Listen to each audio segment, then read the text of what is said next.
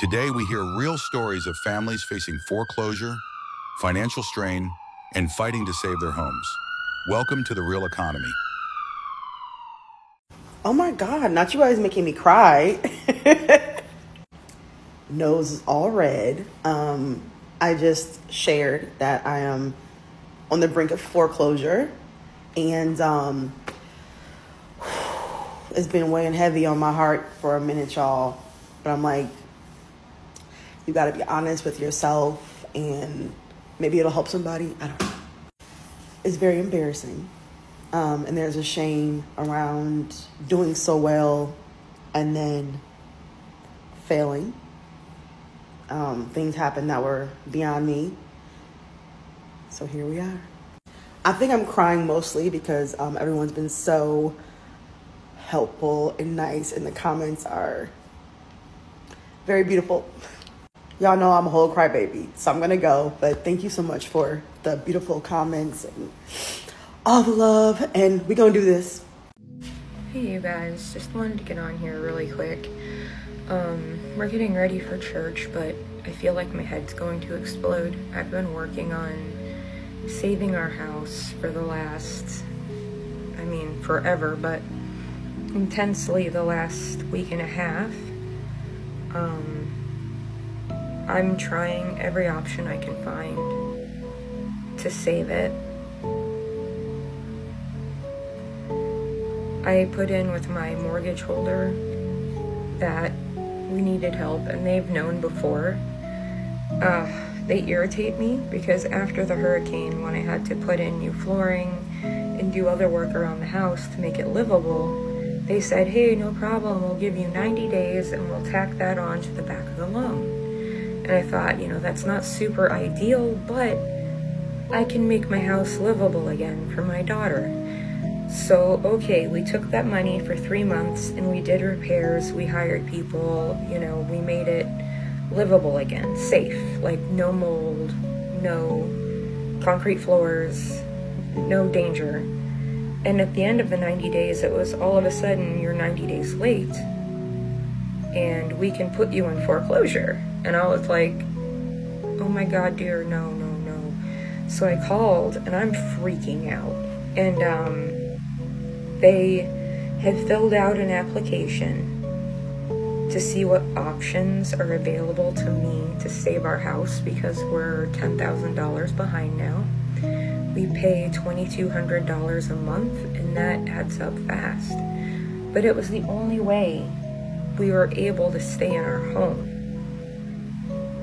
So I feel like I got hit with a stick upside the head. And every time we made a payment before this, I should have known there was something wrong because we'd make the payment.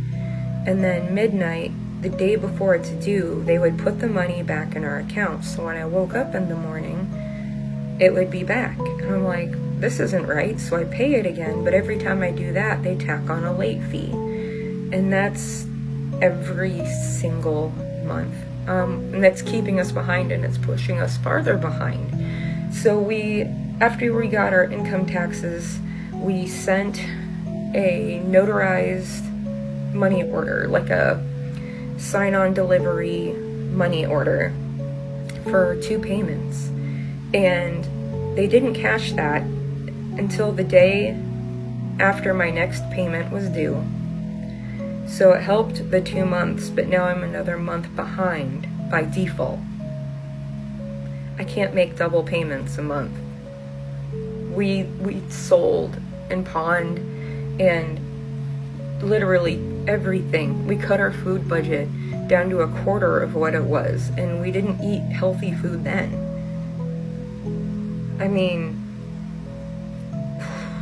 We've done everything in our power, and we're at the point now where after these 30 days, if they say we don't qualify for any of these programs, we could go directly into foreclosure. So today I have... Hey guys, so today's kind of a bummer day. I'm here at my childhood home. It's a mess. We're clearing it out. Long story short, because I don't want to get into all the mess. Due to a bunch of legal jargon, we lost it.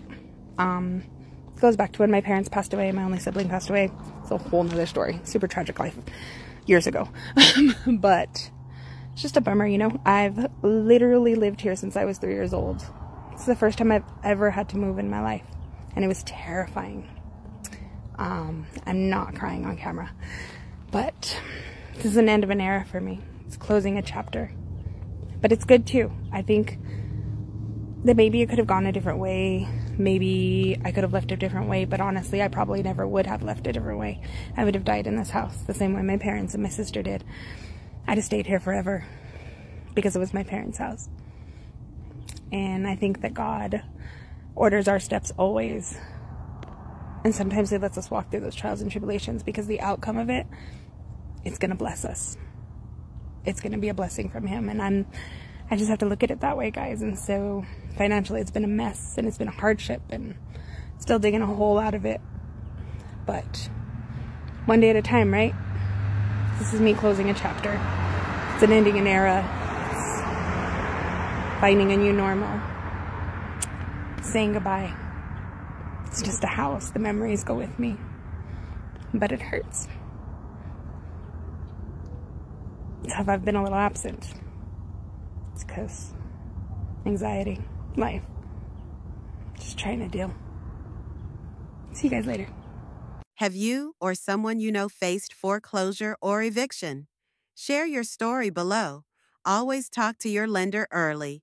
Sometimes hardship programs or payment plans are available before foreclosure begins. Hey, my babies. It's Big Mama. Let's cover up that ear and cover up that ear. Going through some shit, y'all.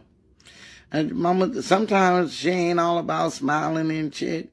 She needs some encouragement. I'm in the process of moving. What? Moving. So, that big old property I've been smiling and laughing and happy to be on has been foreclosed on. Not only was it foreclosed on, but it's been sold at auction. Yeah. So, my father's property is no longer a part of the family. You say, why am I smiling? Because I can't cry. I can't cry. I lost my whole fucking family when my father died. September 8th, 2023. Everybody is gone. And not to say they all died. No, they ain't dead.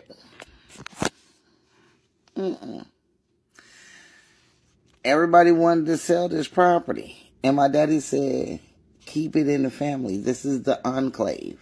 Keep it in the family. I understood the assignment. Everybody else talking about, no, we need to sell it. We gonna do this. We gonna do that. And for what? You know what I'm saying? There's no 10.5 acres, y'all. And y'all want to sell it in this climate, in this economy, in this Trumpism. I didn't think it was right. I still don't think it's right. Nevertheless, he took a mortgage out a couple of years ago. My father did. And put all the money in the bank account. Very smart. You know, he did everything he could to keep his credit score at about or above at 800. Yeah, my daddy did that. He did everything he could to keep his wife's score at or above 700. Yeah, he did that. She unfortunately lives in San Diego, California. He lives in Irwinton, Georgia. I'll tell y'all, they haven't lived together in over 10 years, you know, and I told him, I said, Daddy, they gonna get you. They gonna tear this place up. They're not gonna allow us, his stepkids, because my stepmother has dementia, anything. He said we was gonna go take care of everything on that Monday after his birthday and everything. I had a surprise birthday party. Oh, he was happy that whole week. My brother came down, his son, yes. My son came down. You know, he was happy as hell. He had a ball that week.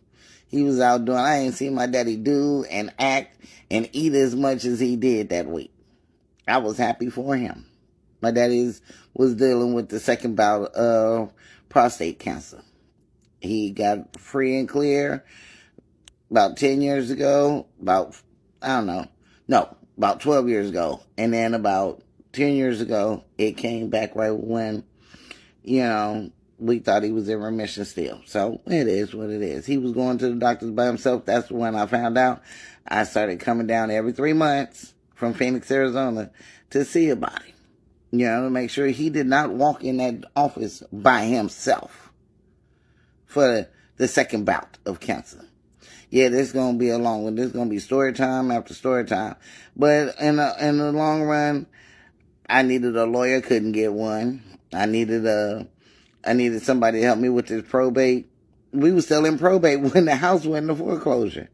Imagine that. How does a house go into foreclosure and it's already in court? But nobody, when I called, everybody said, no, the house, no. They had all the mail changed and started going to San Diego. So, being that it's automatic, I called for 6 months, and every month that payment was made. And then after I stopped calling, I guess they stopped paying the bill, took all the money out of the account. We're going to have to figure this out. It's going to be a long story time, y'all. But Mama getting ready to dig in some shit and about to dig in some ass when I get back to Phoenix. Oh.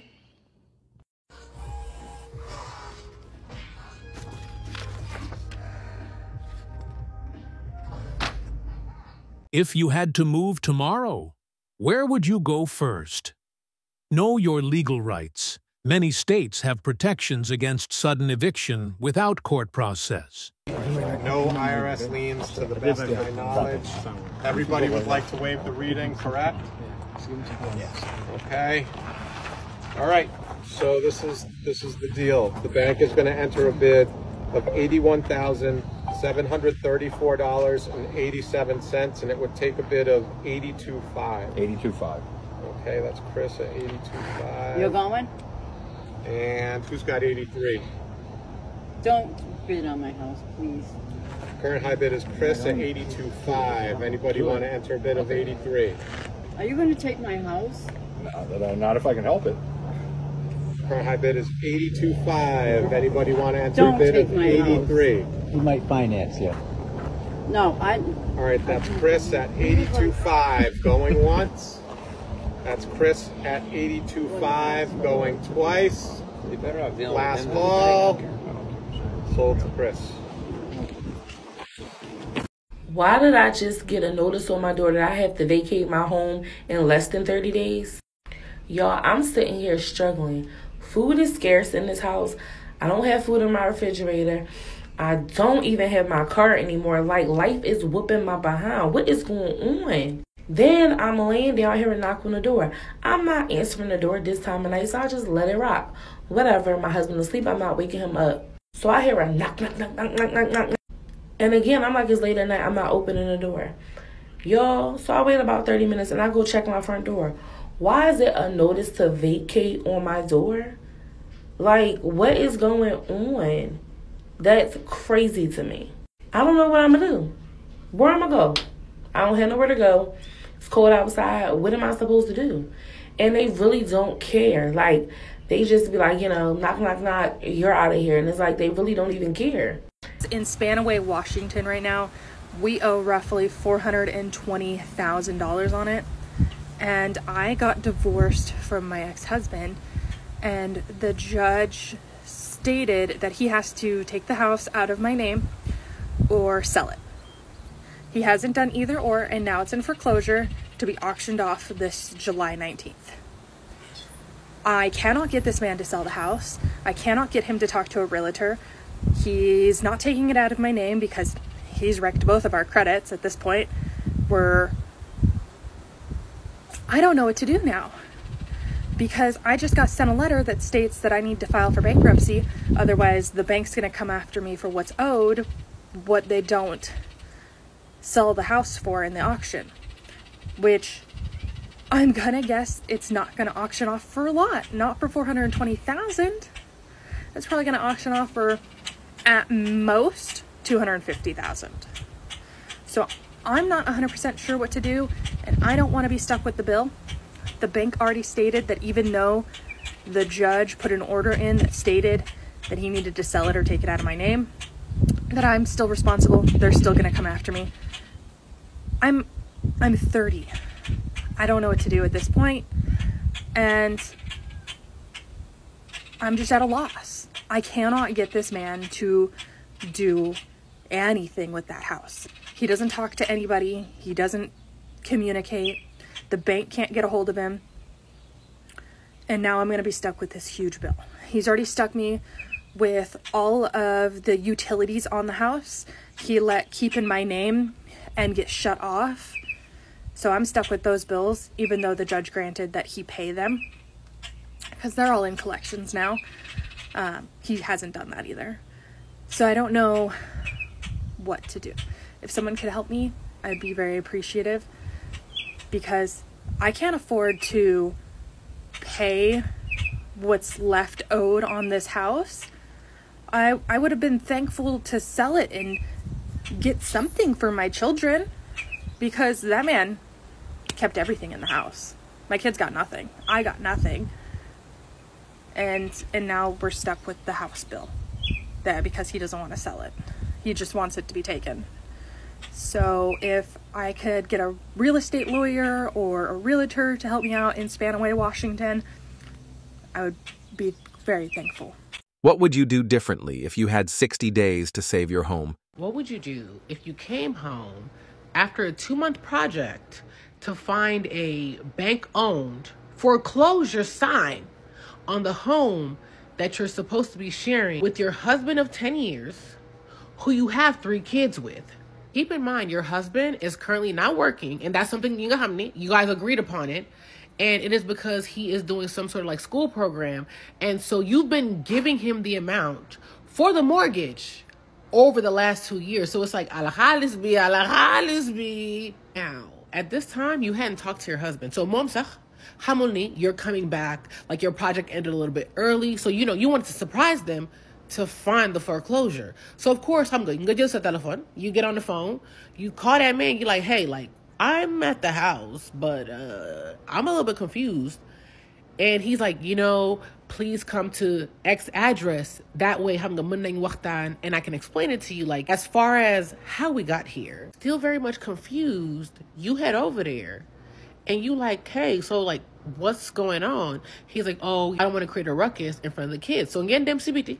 Y'all are talking, and he gonna say, hey, you know, when I tell you this, I just hope you don't get mad and that, you know, you hear me out, because this is even something really hard for me to share. So already you're like, what is actually going on? Like, and of all the things some guy could have said, he's gonna say he burned through his personal savings, which was just under $400K. He burned through the family savings, which was just about $750,000. And for the last year, he's been burning through the money she's been sending for the mortgage. My God would literally just like take any signs down, hide the mail. Since he was at home most of the time, it was easy for him to hide all the stuff, because she was going out, she was doing different projects, coming back, you know, bringing the money and everything like that. And so he just took advantage of that and really hid most of the stuff. At a complete loss for words, our good sis asks him, like, where did the money go? Because you really burned through like over $1 million in a matter of 2 years. Tell me why at first he tried to say it happened because he had a drug addiction. And when she pressed him, he finally admitted he had been using the money for OnlyFans and to meet up with women that he met on OnlyFans. Talking about, don't get mad. I hope that you can understand. Like, I was just lonely because you was taking on all these projects and you was doing all this work. And, you know, I was just by myself a lot. And, you know, it was just very nice to look at them. It was very comforting for me to be over $1 million in debt. Parce que OnlyFans and OnlyFans women? No. It's an illness. Anyway, to make a long story short, they go through a very nasty divorce, and she ends up getting most of the assets, most of the money, and also like full custody of the kids. He did have visitation, but she's the one who had like primary full custody, whatever. The icing on the cake, my guy had the nerve, the audacity, good. He still had a little bit of time left on his schooling to ask for child support when he didn't even have the children. Demand child support of Sayabara is diabolical. Okay, y'all, happy Friday. I just left my newest client's house. Her auction is scheduled for the 27th. You guys, it's honestly really sad, and I probably need to do like a for real video. Her husband died 2 years ago, and she cannot afford that house. She's in foreclosure. I walk in the house. She's like, Ashley, you need to put your coat on because I don't have heat. Y'all, it's 17 degrees here in Memphis. She's like, I don't have heat. We walk through, I guess the air heat, HVAC broke like a month ago. She don't have the money to fix it. So her house is freezing cold. She does not have heat. She just surrendered her car, trying to hold on to this house. And the point of this video is we need to have more conversations. Husbands, if y'all are paying all the bills, at least tell your wife how to pay the bill. At least have these conversations, right? Because I'm sure her husband, if he could see her, is probably sad at the condition that she's living in. Just gave up her car, about to lose her house next week, no heat on in the house. Y'all, we can have hard conversations, right? We can have them. Prepare your loved ones if something happens to you. Thanks for watching The Real Economy. If you're struggling with housing, check the free resources linked below. And don't forget to like, comment, and subscribe for more real stories.